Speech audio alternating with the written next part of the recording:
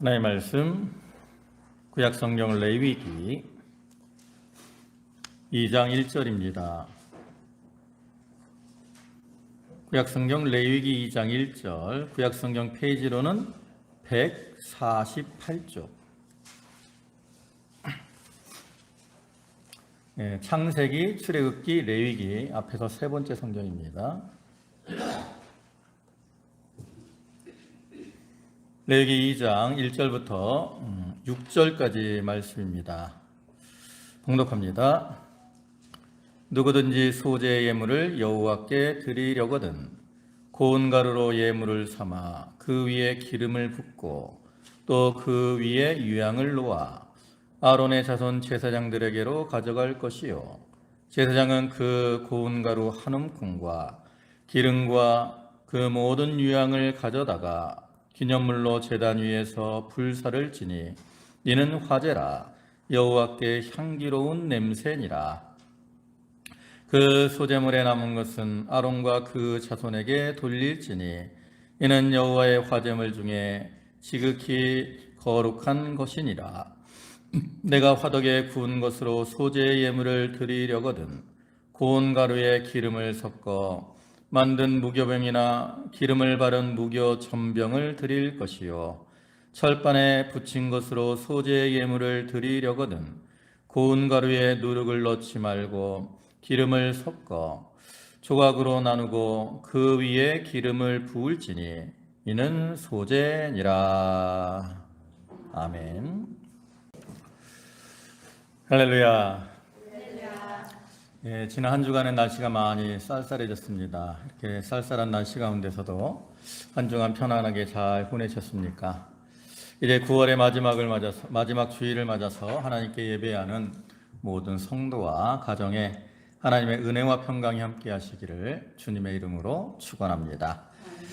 오늘 이 시간에는 레위기 2장 1절부터의 6절까지 말씀을 보셨는데요.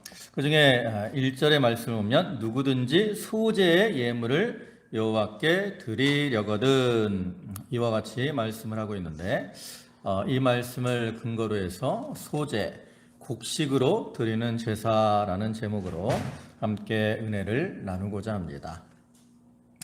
오늘 본문이 포함된 이 레위기의 말씀은 레위 지파 사람들이 하나님을 섬기는 그러한 일을 한 것처럼 이스라엘 백성들과 오늘날 우리 성도들에게 하나님을 섬김에 있어서 어떻게 섬겨야 되는가 라는 것을 율법적으로 설명을 하고 있는 말씀이죠. 그 중에 이제 1장부터 쭉 말씀 보면 구약시대 제사에 대해서 이제 말씀을 하고 있습니다. 그래서 이러한 제사에 대한 이러한 말씀들을 통해서 우리에게 주는 중요한 교훈들이 크게 두 개인데, 하나는 그리스도의 어떠한 희생, 헌신, 제물이 바쳐지는 것처럼 그리스도께서 우리를 위한 희생과 헌신하실 것을 보여주는 것이고요. 또 한 가지는 이것은 우리 성도들에게 우리들이 어떻게 해야 하나님 앞에 올바른 제물로 바쳐질 수 있는가, 이것을 교훈을 하죠. 사실 이 레위기 말씀은 이렇게 우리가 다른 성경들도 읽기가 쉽지 않은 경우가 많은데 레위기는 특별히 좀 읽기가 쉽지 않습니다. 주로 제사, 여러 가지 율법의 규례들, 이런 것들에 대해서 쭉 언급을 하고 있기 때문에 신앙생활을 오래 하신 분들도 레위기 말씀은 재미가 없다, 이렇게 말씀을 하기도 하는데요. 그러나 이렇게 어떤 구약의 율법적인 내용일지라도 그것이 영적으로는 우리가 하나님을 섬기는 면에 있어서 중요한 교훈들을 우리에게 많이 주고 있어요. 근데 그러한 레위기 말씀 중에도 가장 중요한 것이 바로 이 제사에 대한 규례라고 할 수 있죠. 그래서 그 중에 이제 오늘 본문의 말씀은 이 소재는 두 번째로 기록된 제사의 모습인데, 오늘은 이러한 소재에 대해서 살펴보고 우리가 그를 통해서 우리를 위해 희생해 주신 그리스도의 사랑을 생각해보고 또 우리 자신이 하나님께서 기뻐하시는 그러한 제물로 바쳐질 수 있도록 자기를 만들어 나가는 이러한 시간이 되도록 해야 되겠습니다. 이제 이 시간 이제 소제에 대해서 살펴보기 전에 먼저 구약 시대 제사 제도에 대해서 좀 간략하게 살펴보려고 합니다. 그래서 이 구약 시대의 제사는 그 의미와 또 방법에 따라 구분이 되는데요. 먼저 의미에 따라 구분하는 것은 크게 5가지로 구분을 합니다. 그래서 구약의 5대 제사라고 보통 말을 하는데, 첫 번째가 1장에 나오는 번제입니다. 번제라는 것은 이제 태워서 드리는 건데, 화제 뒤에 이제 설명하는 화제와 거의 같은 의미인데, 이거는 온전히 제물을 다 태워서 하나님 앞에 드리는. 그래서 이 번제의 목적은 하나님과의 정상적인 관계 유지와 하나님 앞에 온전히 자기를 다 이렇게 헌신하는 것을 상징하죠. 그래서 이 번제 제물로는 어떤 생활 형편에 따라 다릅니다. 그래서 어떤 사람은 송아지로, 수소로, 어떤 사람은 수염소로, 수양으로, 또 가난한 사람은 산비둘기나 집비둘기, 또 그 새끼로 드리기도 하고요.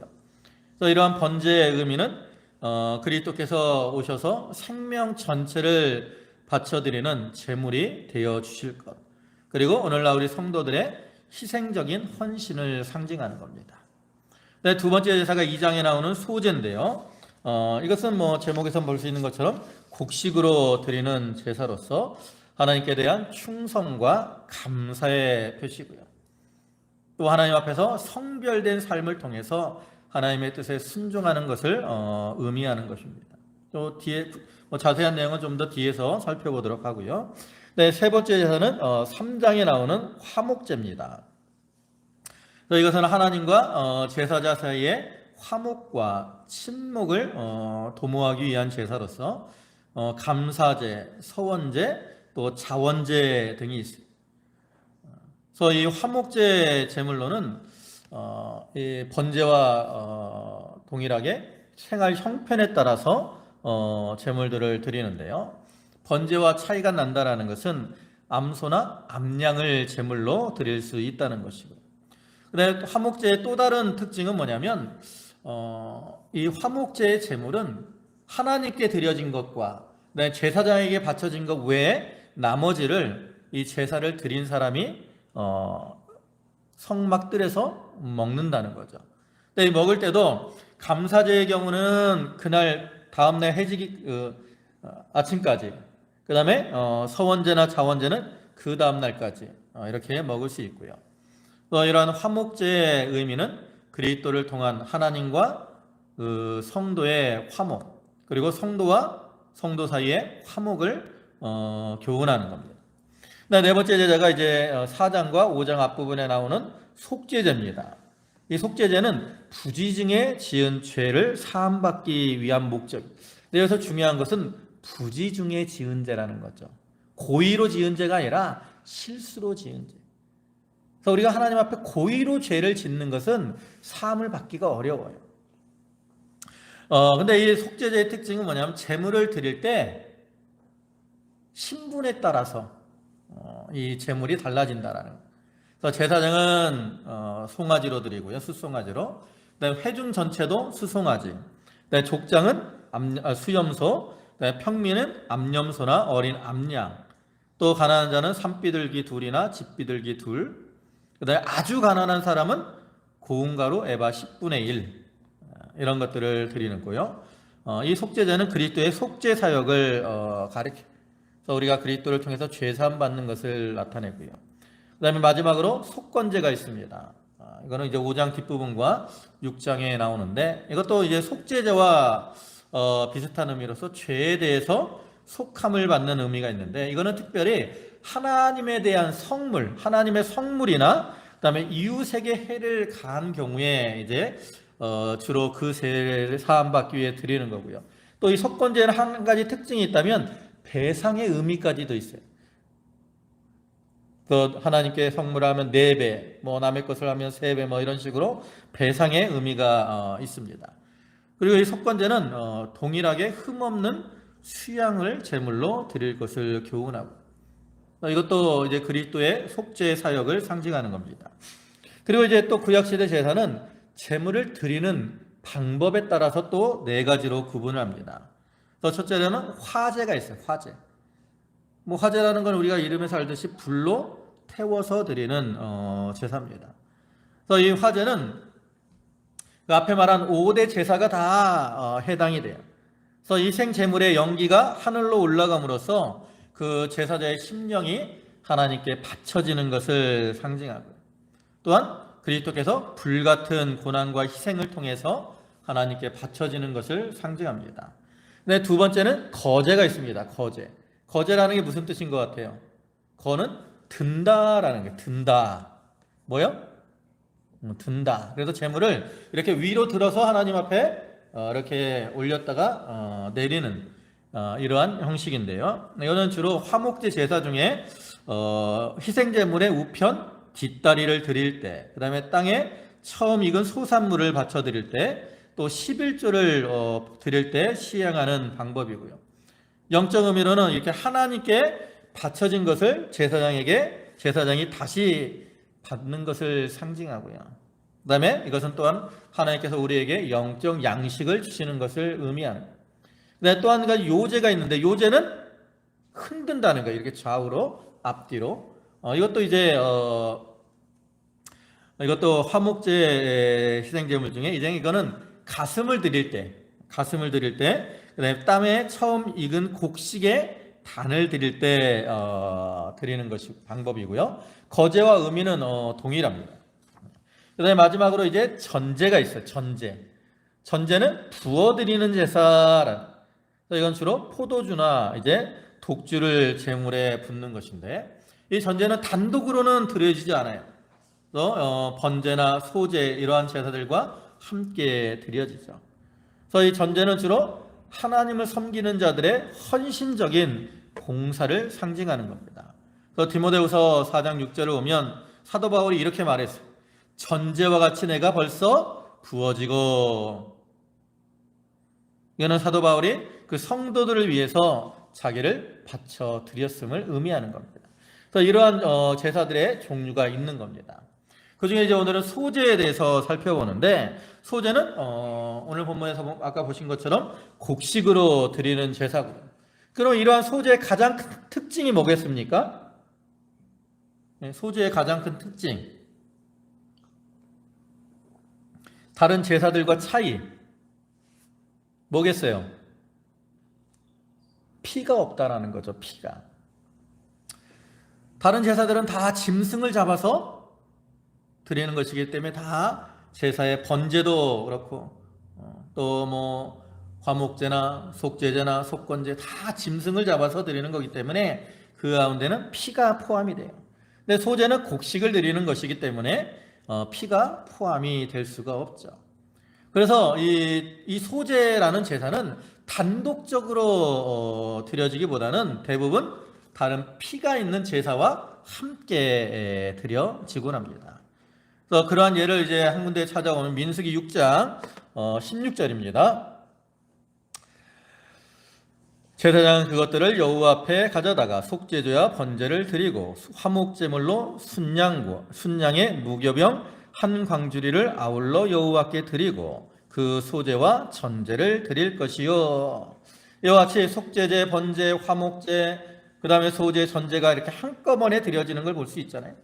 그래서 구약시대 제사들은 대부분 단독으로 드려지는 경우는 별로 없습니다. 그러면 이러한 이제 소제는 어떠한 방법으로 드리고 그 의미는 뭘까? 오늘 보면 1절과 2절에 그 말 의미가 나타나는데요. 1절입니다.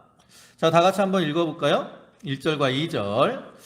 자, 시작. 누구든지 소제 예물을 여호와께 드리려거든 고운 가루로 예물을 삼아 그 위에 기름을 붓고 또 그 위에 유향을 놓아 아론의 자손 제사장들에게로 가져갈 것이요.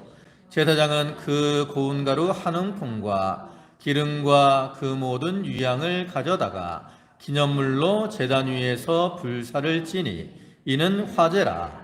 여호와께 향기로운 냄새니라. 여기 오면 이 소제로 드릴 때 드려지는 것이 거기 보면 고운 가루가 있고요. 그 다음에 기름이 있고 유향이 있습니다. 그래서 소제는 먼저 하나님 앞에 고운 가루를 드리는 거죠. 그래서 이 고운 가루를 드린다는 것은 이제 밀이나 이 보리와 같은 이러한 곡식을 빻아서 채에 쳐서 고운 가루를 내서 드리는 건데요. 아까도 얘기했지만 이 구약의 제사는 다 그리스도를 예표하는 것이기 때문에 이 소제는 무엇을 예표하느냐? 그리스도께서 온전한 순종을 통해서 완전한 의를 이루신 것을 의미하는 것이고요. 또한 우리 성도들이 그리스도와 같이 완전한 순종을 통해서 하나님 앞에 의를 이루는 생활을 해야 될 것을 의미하는 거죠. 그러면 이와 같이 그리스도께서 순종을 통해서 의를 이루셨다 그랬는데, 그럼 우리가 이제 고운 가루와 같이 자기를 드려야 되거든요. 뭐 고운 가루와 같이 자기를 드리려면 어떻게 해야 되느냐? 첫째로는 자기가 깨어져야 됩니다. 곡식이 가루가 되려면 곡식이 깨어지고 부서져야 되죠. 아무리 좋은 곡식일지라도 자기가 깨어지지 않으면 고운 가루로 만들어질 수가 없어요. 그래서 그와 같이 우리도 깨어져야 되는데, 우리가 깨어지는 거에 대해서 성경은 뭐라고 말씀하느냐? 자기를 쳐서 복종해야 된다라고도 말을 하고요. 또 자기가 죽어져야 된다라고도 말을 합니다. 그래서 우리가 사도 바울에 의해서 그런 모습을 찾아볼 수 있죠. 또 사도 바울은 자기가 깨어지기 위해서 노력을 많이 했어요. 고린도전서 9장 27절을 보면 내가 내 몸을 쳐 복종하게 함은 그랬어요. 뭐 했다고요? 자기를 쳐서 복종하게 했다. 그러니까 자기를 깨트리는 이러한 생활을 한 거예요. 바울이 이렇게 자기를 쳐서 이렇게 복종하려고 한 것은 마귀가 그 우리 속에 있는 부패성을 충동시켜서 우리를 불의의 병기로 사용하기 때문에 바울은 자기를 쳐서 깨트림으로 자기 속에 있는 부패성이 나오지 못하게 하려고 한 거죠. 또 자기가 죽어졌다 그랬어요. 고린도전서 15장 31절을 보면 끝에 뭐라고 합니까? 나는 날마다 뭐 한다? 날마다 뭐예요? 날마다 죽어요. 죽어. 바울은 이렇게 날마다 자기를 죽이는 이러한 생활을 한 거죠. 여기 자기를 죽인다라고 하는 것은 자기 속에 있는 부패성을 죽이고, 자기 속에 있는 교만함을 죽이고, 자기 속에 있는 욕심들을 죽이는 이러한 생활을 한 거죠. 여러분, 우리가 하나님 앞에 제물로 바쳐지려면 어떻게 됩니까? 로마서 12장 1절을 보면 그러므로 형제들아 내가 하나님의 모든 자비하심으로 너희를 권하노니 너희 몸을 하나님이 기뻐하시는 거룩한 산 제물로 드리라. 이는 너희가 드릴 영적 예배니라 그랬는데, 하나님 앞에 영적 예배를 드린 사람은 무엇을 자기를 제물로 드려요? 자기 몸을 하나님 앞에 산 제물로 드리라고 말씀합니다. 그럼 제물로 드린다는 거 어떻게 하는 거예요? 여러분 아까 구약시대 제사들에 대해서 살펴봤잖아요. 그럼 구약시대 제물들이 드려지는데, 제물들이 드려지려면 중요한 한 가지 요소가 있습니다. 그게 뭐예요? 제물들은 죽어야 된다라는 거죠. 살아있는 짐승을 제물로 드리지 않아요. 번제나 또 화목제나 속죄제나 속건제, 모든 제사들은 제사를 드리는 사람이 짐승을 끊고 제사장에 가서 그 머리에 안수하고, 그 다음에 그 짐승을 죽여서 그 다음에 각을 뜨고, 그래가지고 이제 제물을 드리는, 이 제물이 하나님 앞에 드려질 때는 죽어야 된다라는 거. 죽어야 돼요. 그와 같이 우리도 하나님 앞에 온전한 제물로 드려지기 위해서는 자기가 어떻게 돼요? 죽어져야 돼. 여러분, 우리가 가루가 되기 위해서 깨어져야 된다 그랬는데, 이 깨어지는 게 결코 쉽지 않습니다. 여러분, 우리가 곡식을 가루로 만드는 게 쉬워요? 손으로 막 누르면 곡식이 가루로 만들어집니까? 안 그래요. 그래서 옛날에도 곡식을 가루로 갈려면 어떻게 그랬어요? 맷돌 같은 걸로 갈았죠. 그래서 하나님께서도 우리를 가루로 만들기 위해서 어떻게 해요? 맷돌과 같은 시험을 통해서 우리를 연단하셔요. 요나가 물고기 뱃속에 들어감으로 자기가 깨어졌고요. 또 다윗은 이 사울의 핍박을 통해서 깨어졌어요. 또 요셉은 애굽의 총리가 되기 전에 애굽에 종살이하면서 자기가 깨어지게 됐습니다. 그처럼 하나님께서 오늘날에도 우리를 이렇게 가루와 같이 만들어 나가시기 위해서 여러 가지 시험을 통해서 우리를 연단하시는데, 우리가 그러한 연단을 잘 이겨낼 때 자기가 깨어지고 고운 가루로 만들어질 수 있는 거죠. 또 우리가 시험이 닥쳐올 때 그걸 자기가 깨어질 수 있는 그런 기회로 알아야 됩니다. 왜 이러한 시험을 주십니까? 라고 원망하고 불평하기 앞서서 하나님이 나를 이렇게 고운 가루로 만드시기 위해서 기회로 주셨구나 라고 생각하고 그 시험을 잘 이겨나가야 되는 거예요. 그 다음에 두 번째로 우리가 이 가루로 고운 가루로 들여진다는 것은 과거에 자기의 형체가 없어지는 겁니다. 고운 가루로 들여지는 곡식은 과거에 있던 그 형체는 사라지고 새로운 모습으로 들여지는 거죠. 그와 같이 오늘날 우리들도 하나님 앞에 과거의 삶에서 새로운 삶으로 변화가 되어서 하나님 앞에 드려져야 되는 거예요. 우리가 요한복음 2장을 보면 예수님께서 공생애를 시작하시면서 첫 번째로 행하시는 이적이 나오죠. 첫 번째 이적이 뭐예요? 예? 첫 번째 이적이 뭐예요? 가나 혼인잔치에서 물로 포도주를 만드신 겁니다. 어떤 사람들 예수님 이거 봐라, 예수님이 물로 포도주 만들어서 먹으라고 하지 않느냐? 그러니까 술 먹어도 된다. 술 먹는 사람 이 구절을 좋아해. 그러나 예수님께서 이렇게 물을 포도주로 만드신 이적을 보여주는 것은 너희 술 먹어라 이러한 의미로 하신 것이 아니라 예수 그리스도를 믿고 영접한 사람들은 물이 포도주로 변화된 것처럼 변화된 삶을 살아야 된다라는 것을 교훈하시기 위함이죠. 그래서 우리 성도들은 어떻게 해야 돼요? 예수를 믿고 새로운 자가 되었기 때문에 변화가 돼야 됩니다. 고린도후서 5장 17절에 오면 그런즉 누구든지 그리스도 안에 있으면 새로운 피조물이라 이전 것은 지나갔으니 보라 새 것이 되었도다. 이전 것은 지나간 거예요. 자꾸 이전 것으로의 삶을 살면 안 된다는 거죠. 새로운 삶을 살아야 돼요. 여러분 이스라엘의 위대한 지도자라고 하는 모세를 보세요. 모세에 대해서 이렇게 말씀을 하고 있거든요. 민수기 12장 3절 보면 이 사람 모세는 온유함이 지면의 모든 사람보다 더하더라. 아주 온유하다라는 거죠. 그러면 우리가 성경을 보면 이 모세가 처음부터 이렇게 온유한 사람이었느냐? 그렇지 않아요. 모세는 40세 나이에 이스라엘 백성들을 구원하라고 나갔다가 애굽인을 죽이는 그러한 일도 행했고요. 또 백성들이 계속 죄를 범하니까 혈기가 나서 반석을 하나님이 명해서 물을 내라고 하는데 우리가 너희를 위하여 물을 내려 하면서 반석을 2번 쳐가지고 결국 가나안 땅에 들어가지 못했다고. 그처럼 혈기 많은 모세였는데 하나님께서 이렇게 모세가 새로운 사람으로 변화가 되었기 때문에 온유함이 지면의 모든 사람보다 더하다라고 인정을 해주신 거죠. 요한복음 4장에 나오는 사마리아 여인도 예수님을 만나기 전에는 남편이 5이나 있었고 또 6번째 남편도 있었는데 내 남편이 아니라 그랬어요. 음란방탕하게 살았던 그러한 여인이라는 거죠. 그러나 그녀가 예수님을 만난 다음에는 이제 그 동네 사람들에게 주님을 증거하는 이러한 삶을 살게 되었죠. 그와 같이 우리도 예수 그리스도를 이렇게 영접한 이후에는 새로운 모습으로 좀 변화가 돼야 됩니다. 그래야 우리가 하나님 앞에 온전히 드려질 수 있어요. 그 다음에 세 번째로는 온유하고 겸손해야 될 것을 의미합니다. 여러분 남자분들은 반죽을 별로 안 하시죠? 장로님 반죽 가끔 하셔요? 저희 전창희 집사님 수제비 좋아하시는데 반죽은 해주시면서 얘기하나? 별로 반죽 안 하죠. 누가 해요? 부인들이 보통 반죽을 많이 합니다. 근데 반죽을 해보면 어때요? 반죽이 밀가루 반죽은 아주 부드럽죠. 그와 같이 우리가 고운 가루로 이렇게 들여진다는 것은 부드러운 밀가루와 같이 온유하고 겸손한 그러한 심령을 가져야 될 것을 의미합니다.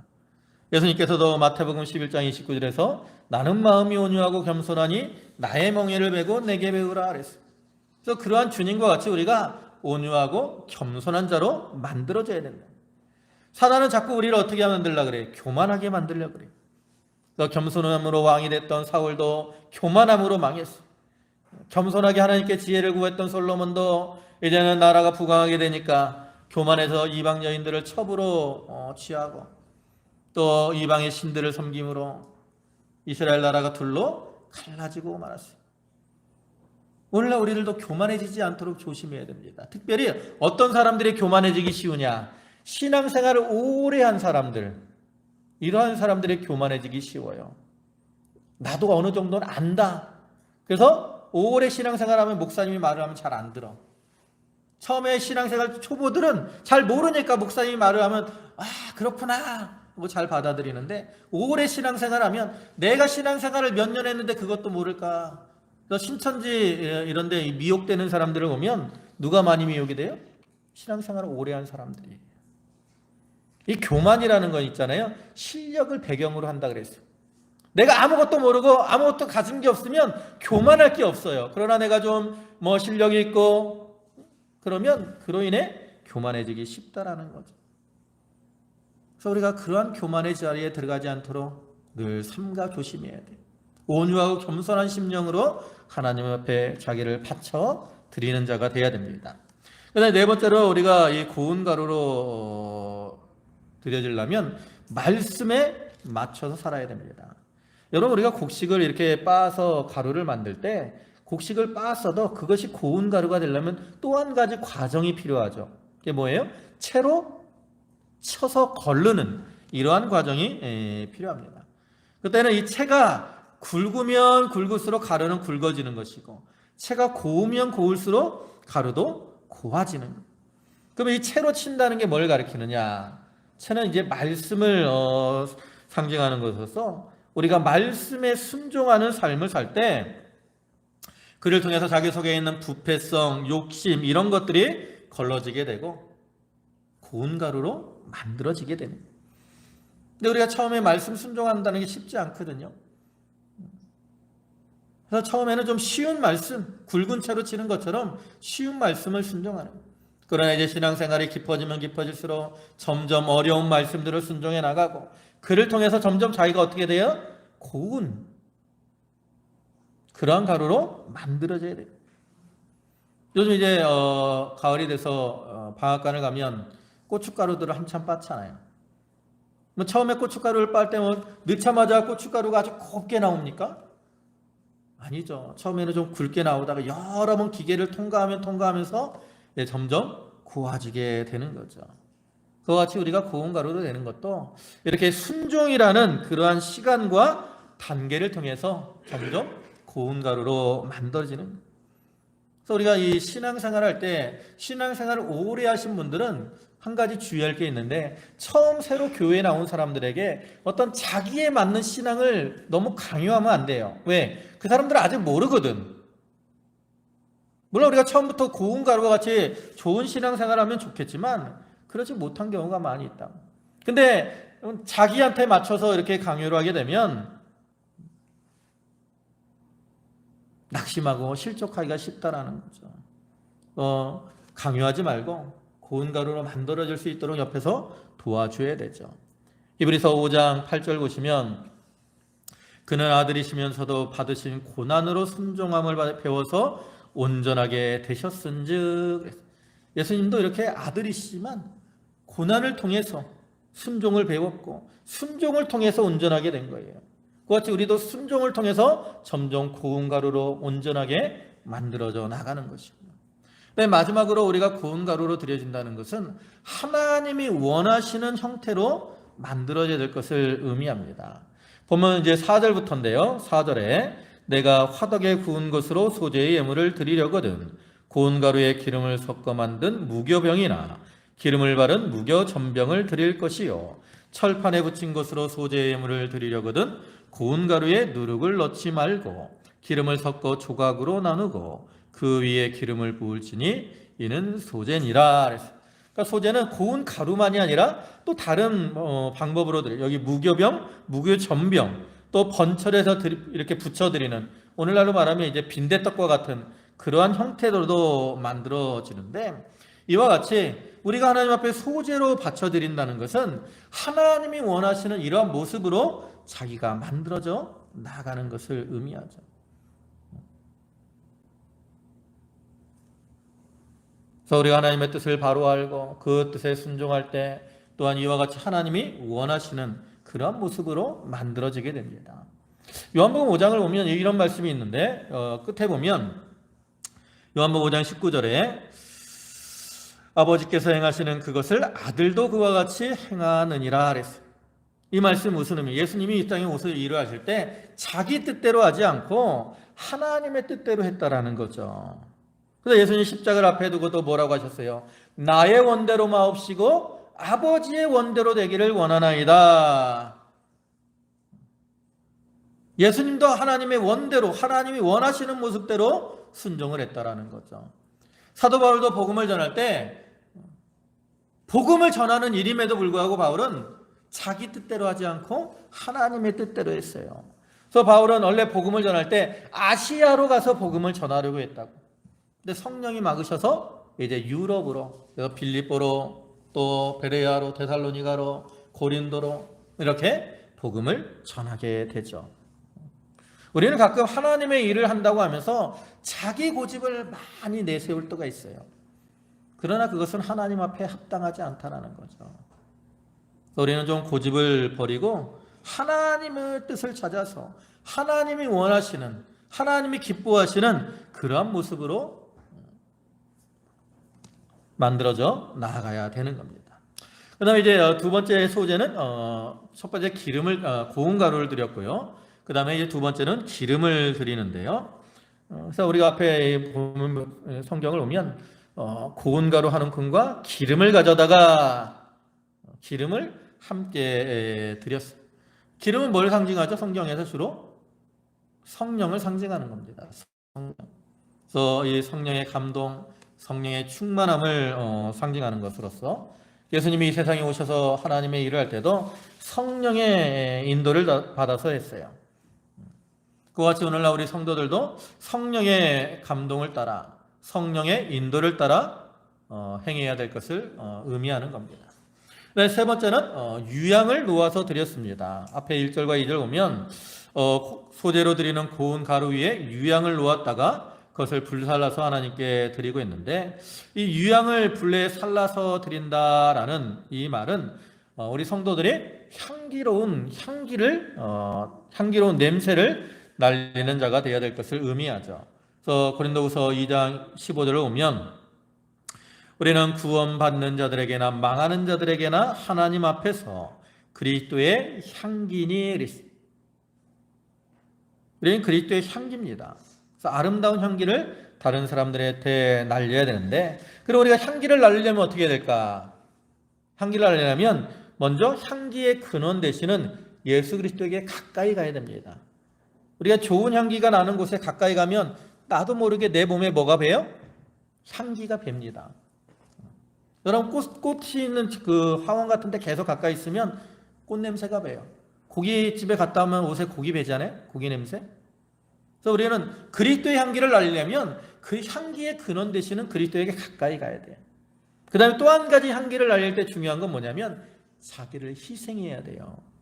여러분 우리가 향기가 이렇게 날 때 향수들 있고 여기 이제 뭐 디퓨저 이런 것들 보면 향기가 나잖아요. 근데 그냥 이게 저절로 향기가 나는 것 같은데 그렇지가 않다고. 그것들이 거기 있는 향기의 분자들이 이렇게 다 날아가서 자기가 사라짐으로 이 향기들이 나는 거예요. 그와 같이 우리가 이 그리스도의 향기를 날리려면 좀 자기가 희생하고 헌신해야 되는 겁니다.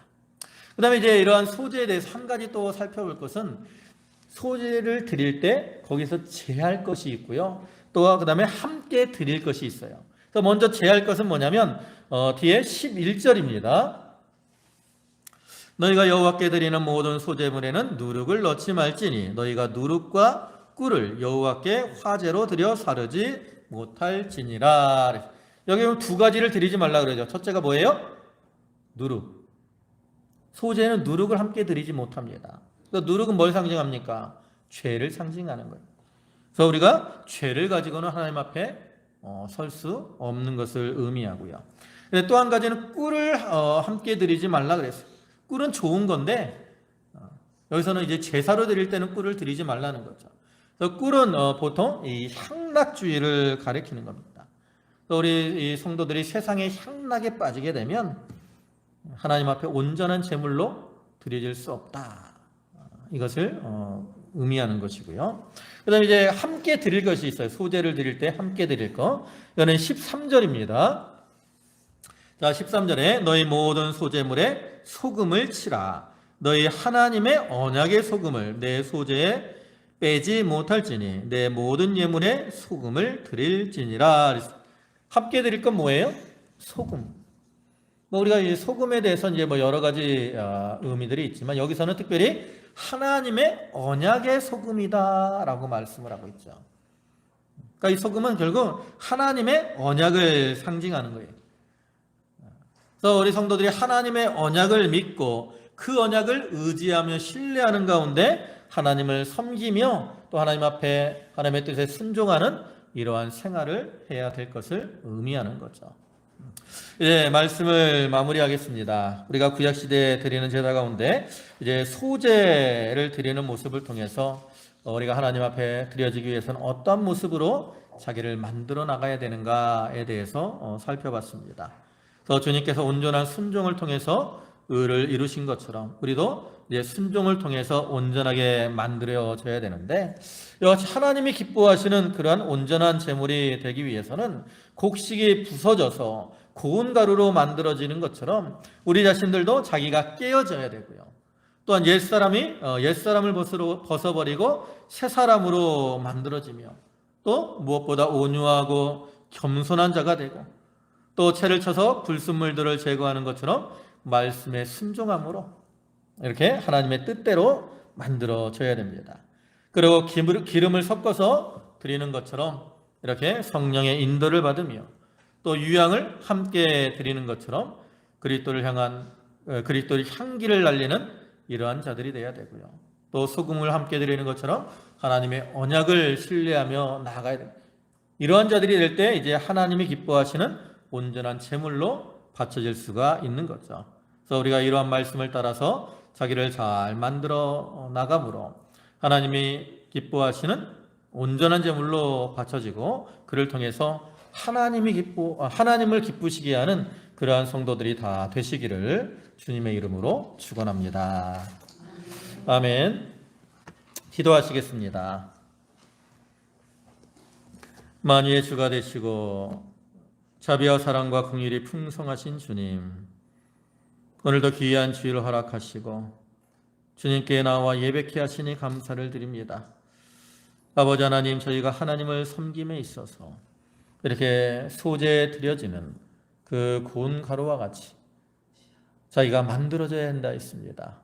그러기 위해서는 저희가 깨어져야 된다 그랬고 또 새로운 모습으로 변화가 되어야 된다 그랬고 또 말씀에 순종함으로 채 걸러지고 또 온유하며 겸손하며 하나님이 원하시는 그러한 모습으로 자기를 만들어 나가야 된다 했사오니 주여, 저희가 이러한 그리스도의 순종을 통해서 그리스도께서 온전하게 되신 것처럼 오늘날 우리들도 순종을 통해서 온전하게 되게 하여 주시옵소서.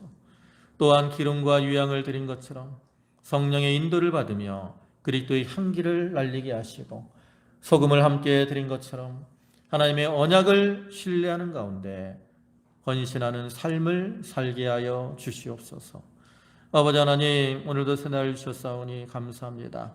오늘 성도들 다 이렇게 귀한 안식일에 주님 앞에 나와 예배케 하시니 주여, 성도들 감사함으로 또한 하나님께 예물들을 드렸습니다. 그 바치는 손길과 심령을 기억하여 주시고 주께서 하늘에 신령한 것과 땅에 기름진 것으로 저들에게 충만케 채워 주시옵소서. 감사를 드리오며 예수님의 이름으로 기도 올리옵나이다. 아멘.